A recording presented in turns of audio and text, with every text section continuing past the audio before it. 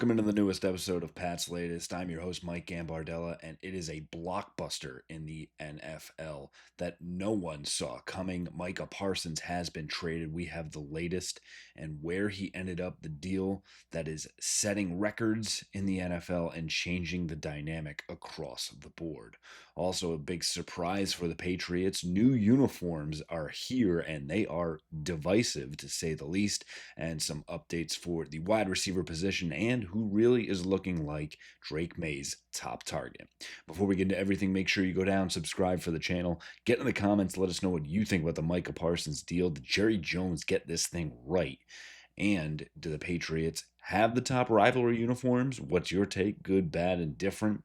And what's going on with the wide receiver room? Put it all in the comments. We'll have the discussion there if we don't get to anything in today's topics, and we can talk about it on future episodes. So make sure you give us your talking points. Also, make sure you give us that like. Go back and check out all of our old episodes after this one. But here today, we start with the news of Micah Parsons getting dealt, had going back and forth with Jerry Jones for a long time, and with deals like Terry McLaurin, with Trey Hendrickson, all demanding trades, getting deals done. It seemed like only a matter of time before the Cowboys got theirs done, but it went exactly the opposite way, dealing Micah Parsons to the Green Bay Packers, keeping him in the NFC. And the Packers actually have shot up to the betting favorite now to win the NFC North. But Parsons, who only player next to Reggie White with 12 sacks in each of their first 4 years, a three-time All-Pro, now becomes the highest paid non-quarterback in NFL history, $47 million per year annually, a 4-year around $189 million deal. It is a ton of money, but rightfully so. And it's what the market bared. And it's very clear Jerry Jones had no interest in making that. He's called the deal what they did many moons ago with Herschel Walker and really setting the Cowboys up to go on and win 3 Super Bowls.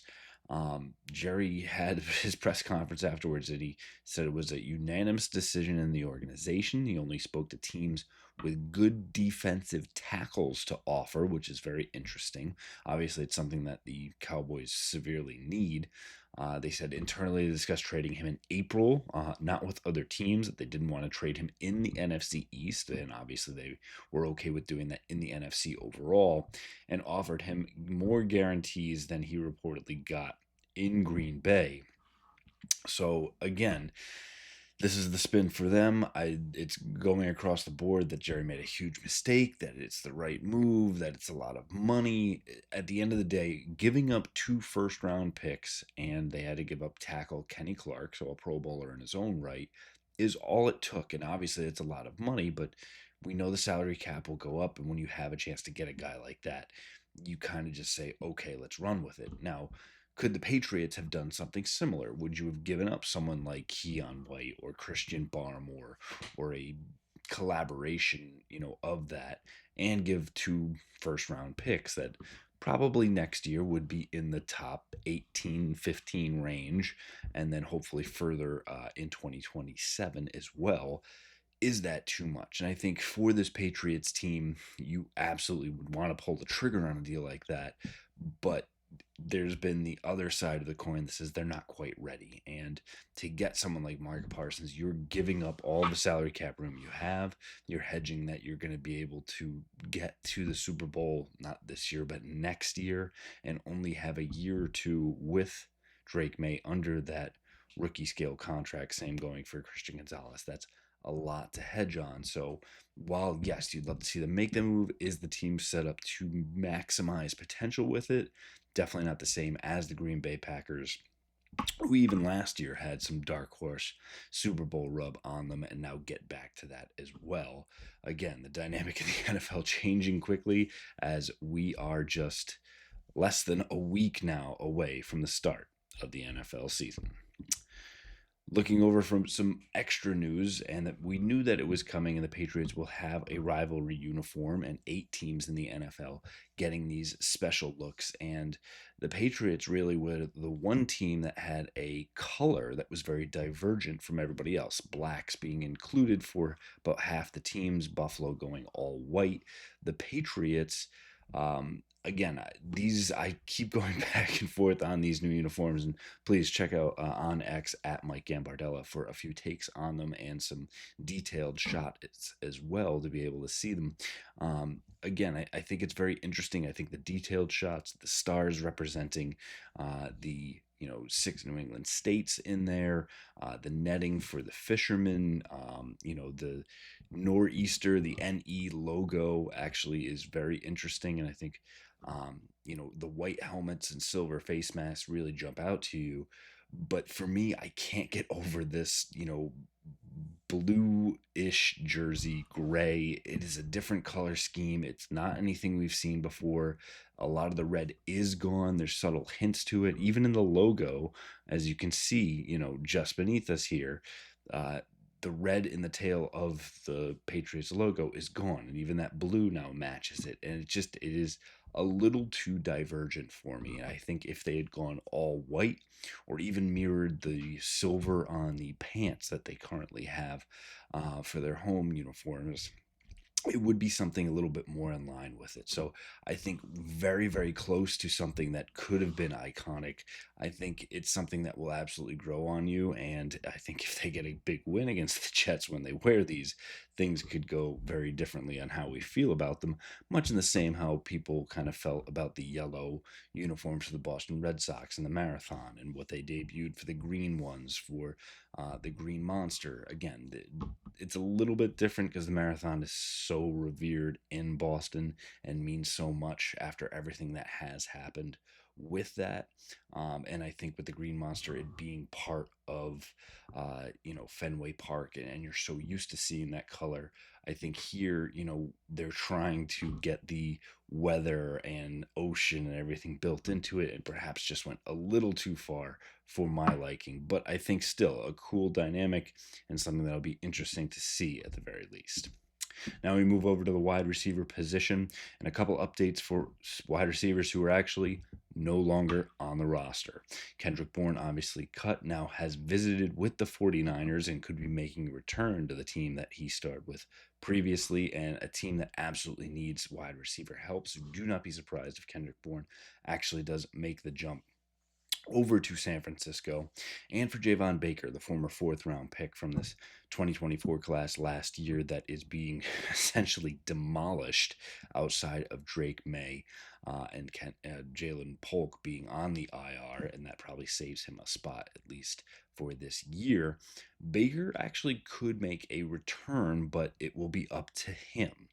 Um, he went unclaimed on waivers, so now he is free to sign with any NFL team, but no NFL team saw him being worth the investment to pick up his current contract. So he could turn to anybody's practice squad, and if his agent is smart, you'll go out and see who are the most wide receiver needy teams. And of course, the 49ers, looking at Kendrick Bourne already, would make sense for it. Now, obviously, Baker would probably look for a playoff bound team, something of that nature, but opportunity is definitely the most important part. The other part is familiarity. He's had a year plus in the Patriots system. I'm sure he's seen what he's had from the growth of Drake Maye and from Josh McDaniels coming in. Would not be a shocker to see him come back onto the practice squad, especially seeing how he developed both on the special team side and as a wide receiver as well. So again, we'll see if it kind of lines up, but I think it's more opportunity based on what his agents really feel is best for him if he ends up back in New England. Finally, the question of Drake Maye's top target. Obviously, everyone keeps pointing at Stephon Diggs as the alpha, as a top 25 potential wide receiver in this league. But Mark Daniels, shout out to him on X, actually put together the top breakdown from all of the drills and practices throughout 18 of those throughout training camp. And through those 18 practices, he broke out who actually saw the most targets from Drake Maye, and there were two players with 20 plus, and then three others actually adding 13 apiece as well. So looking at those 13 apiece, and no surprise, they were actually two running backs and split with Travion Henderson and Ramondre Stevenson each saw 13 passes. So expect that to be a large part of what Josh McDaniels does, the dink and dunk, the wheel routes, and bubble screens, things of that nature. Then getting Kayshon Boutte involved would be your number 3 wide receiver. So that leaves your top two. So obviously, it's Stephon Diggs and Pop Douglas, who is set to star in the slot role. But believe it or not, it was not Stephon Diggs who had the most targets. He was second at 20. Pop Douglas actually had 25.